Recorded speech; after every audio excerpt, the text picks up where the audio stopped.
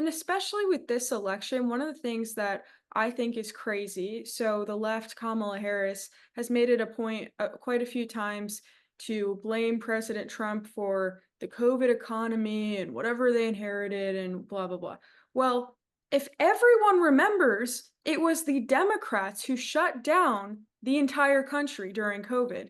Right. And There's who were talked a lot mandating about that. vaccines, who shut down the economy, said that in order to go to certain restaurants, businesses, you had to have a vaccine card.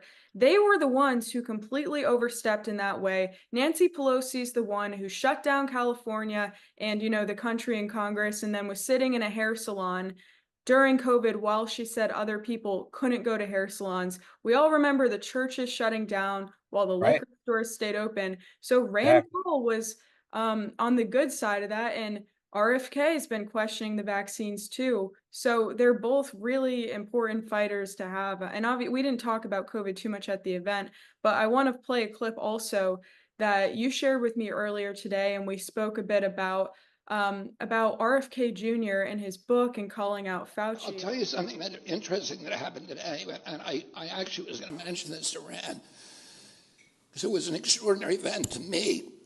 But Robert Redfield, who I really go after in my Fauci book, kind of a hammer and tongs,